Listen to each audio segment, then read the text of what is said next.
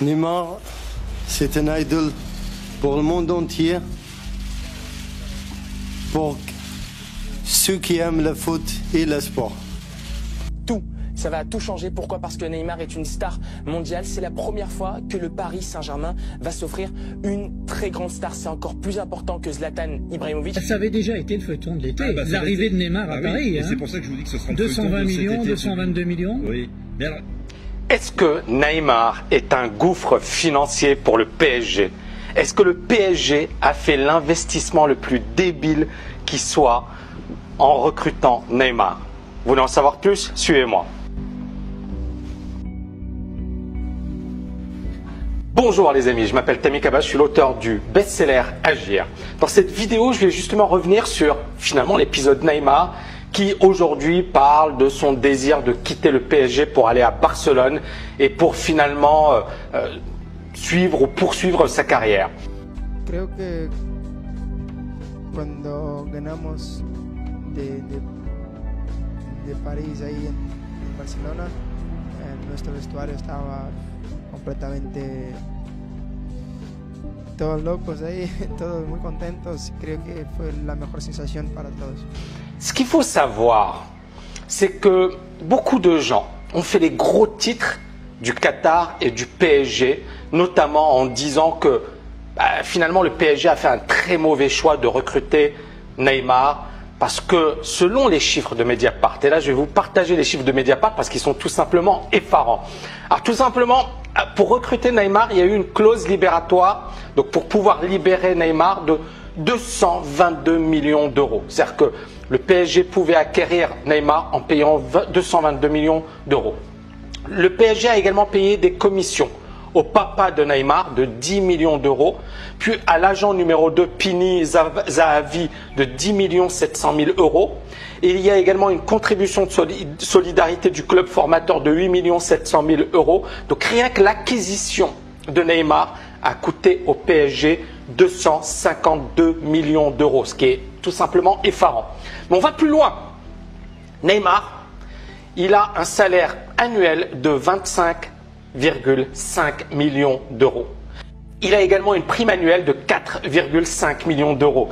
Et le PSG paye les cotisations sociales et les impôts de Neymar qui sont de 24,7 millions d'euros. C'est-à-dire qu'au total, une saison au PSG pour Neymar coûte 54,7 millions d'euros. Et comme Neymar a un contrat sur 5 ans, ça représente 273 millions d'euros. Donc au total, ça représente pour le PSG une somme de 525 millions d'euros. Vous imaginez pour un seul joueur de foot, et le PSG va débourser 525 millions d'euros.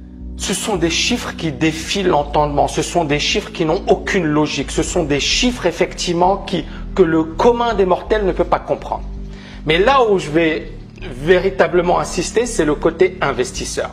C'est-à-dire qu'on oublie que finalement, le Qatar, qui est un pays souverain, qui est un pays également qui est un peu en difficulté récemment sur un plan géopolitique et autres.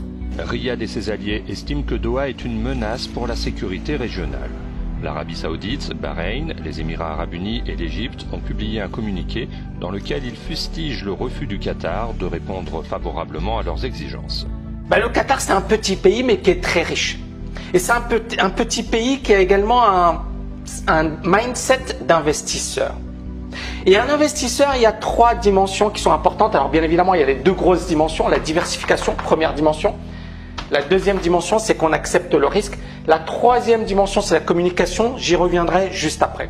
Mais tout d'abord, un particulier, comment il fait pour investir? C'est très simple. Un particulier, il va se dire, je vais investir dans une maison parce que c'est le meilleur investissement qui soit. Et souvent, c'est le plus gros investissement de sa vie. Alors, ça dépend où on investit. Quand ça se passe bien, génial. Mais quand ça ne se passe pas bien, souvent, c'est la catastrophe. Donc, un particulier, souvent, son plus gros investissement, c'est finalement sa maison.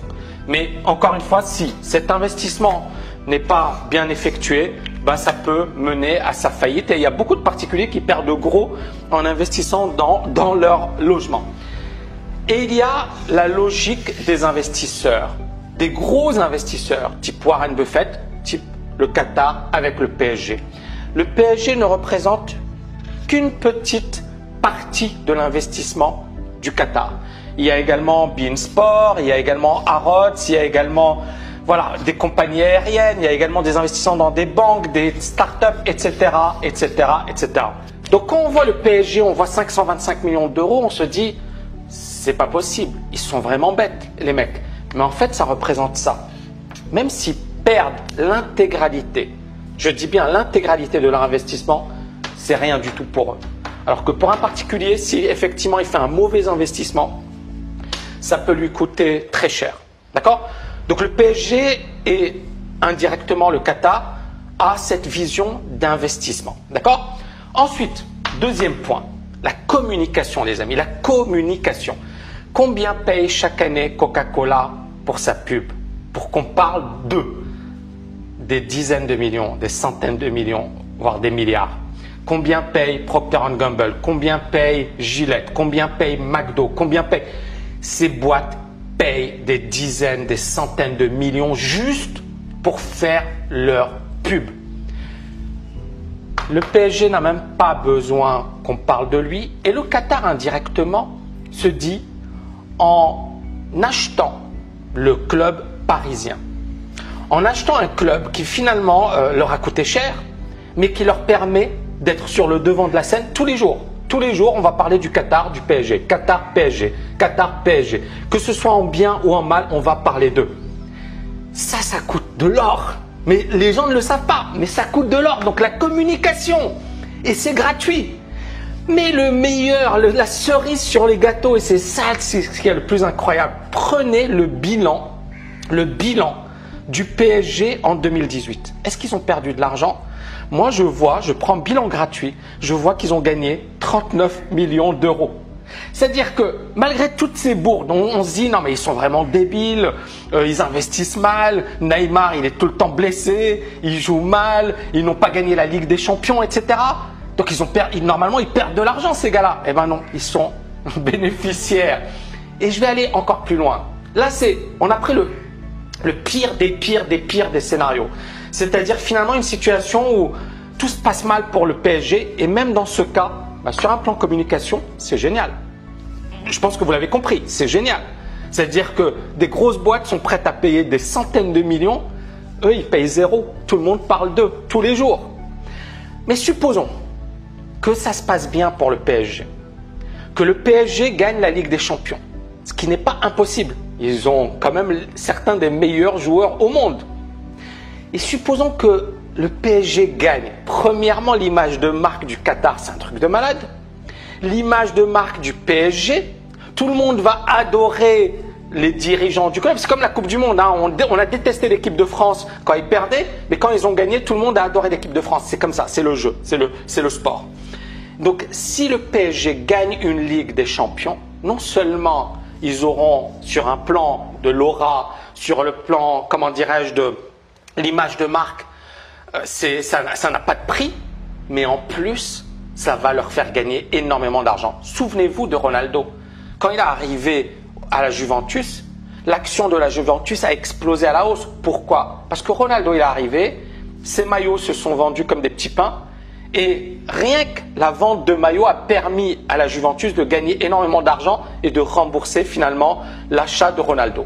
Donc, j'espère qu'à travers cet exemple, et j'ai pas fini parce que j'arrive sur le troisième point, mais j'espère qu'à travers cet exemple, vous avez compris que finalement un investisseur, c'est pas quelqu'un qui raisonne comme Monsieur Tout le Monde. Monsieur Tout le Monde, quand il parle d'investissement, il a peur. Il se dit, ouais mais c'est beaucoup, je vais investir 10 000 euros, mais c'est beaucoup. Un investisseur, c'est pas quelqu'un qui se dit c'est beaucoup, c'est quel est mon risque? Qu'est-ce que ça va me rapporter? Quel est mon risque? Qu'est-ce que ça va me rapporter? Si ça va me rapporter beaucoup plus que le risque-prix, ça vaut vraiment le coup. Et là, en l'occurrence, pour le PSG, quel est le risque? Zéro, ils gagnent de l'argent, les gars. Quel est le risque que finalement le club s'effondre, etc. Il est infime parce que premièrement, ils ont mis les meilleurs joueurs. Deuxièmement, ils savent que au pire, voilà ce qu'ils vont perdre. Et encore une fois, je vous dis, les chiffres de 2018, ils ont gagné de l'argent. En 2017, ils ont perdu 6,8 millions d'euros. Mais en 2018, ils ont gagné 39 millions d'euros. Donc au pire des cas, qu'est-ce qui va se passer? Est-ce que ça va être un gouffre financier? Non. Est-ce que le Qatar a déjà gagné de l'argent? Clairement. Parce que sur un plan de communication, tout le monde parle du Qatar. En France, dites-moi, donnez-moi une personne qui n'a jamais entendu parler du Qatar. Alors que c'est un tout petit pays, hein. C'est minuscule, il y a 2 millions d'habitants. Est-ce qu'il y a une seule personne qui n'a pas effectivement parlé de Neymar, de Mbappé, etc. Non, tout le monde en a entendu parler. Est-ce que quelqu'un effectivement s'est dit ce club il est à mettre aux oubliettes, il a relégué aux oubliettes? Non, on sait que c'est pour l'instant le meilleur club en France et que, encore une fois, c'est le sport, c'est le foot. Si ça se passe bien, si tout est... Parce qu'il y a un facteur chance et eux ils le savent. Et on en arrive à accepter le risque. Dans tout investissement, il y a des paramètres qui nous échappent. Mais si vous n'investissez pas, vous n'aurez jamais de résultat. C'est-à-dire que les personnes qui me disent, Tami, c'est risqué d'investir dans l'immobilier, c'est risqué d'investir en bourse. Oui, c'est clairement risqué. Et il ne faut pas le faire n'importe comment. Et je vous ai montré que le PSG n'a pas fait les choses à moitié. Mais j'ai envie d'aller plus loin. Mais ils ont pris des risques. Ça, ils auraient pu mettre leur argent en banque, tranquille, avec du 5% de rendement ou 10% de rendement et ils sont super contents, etc. Et beaucoup de gens se disent, mais franchement, ils sont débiles, les Qataris, de mettre autant d'argent, etc.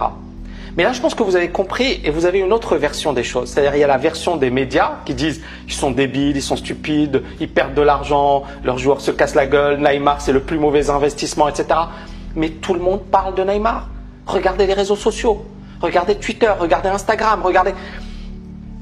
Aujourd'hui, on est dans une logique de communication, de réseaux sociaux. Et ces clubs l'ont compris, et même les joueurs l'ont compris. C'est pour ça qu'ils sont omniprésents sur les réseaux sociaux.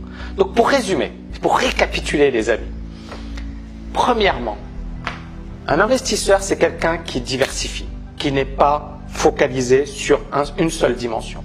C'est pour ça que moi j'insiste beaucoup, que ce soit dans mes formations, dans mes vidéos, sur le fait de ne pas tout miser sur une seule chose, sur sa carrière, sur la bourse, sur l'investissement immobilier, sur le trading, d'accord ? Diversifier. Pourquoi? Parce que peut-être que l'opportunité, elle apparaîtra là où vous vous attendez le moins. La première chose, diversification et bien investir intelligemment. Deuxièmement, bien évidemment, accepter le risque. C'est-à-dire que si vous voulez gagner de l'argent, vous devez à un certain moment prendre des risques. Vous devez prendre des risques.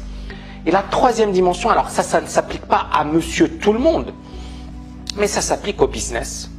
Ça s'applique au business. Il n'y a pas de mauvais buzz, il n'y a que du buzz. C'est-à-dire que beaucoup de gens l'ont compris.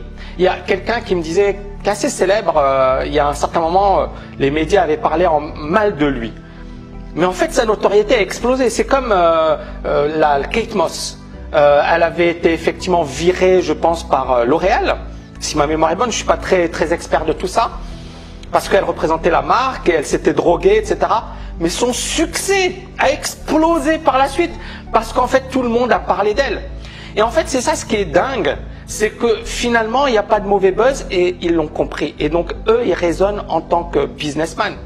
Et ils savent que même si on parle d'eux en mal, on parle d'eux.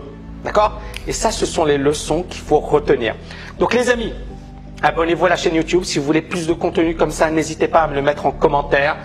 Encore une fois, on va essayer de partager énormément de valeur dans cette vidéo et dans les prochains jours, prochaines semaines. Abonnez-vous à la chaîne Tami Kaba. Je vous dis à bientôt. Ciao, ciao, ciao. Yes!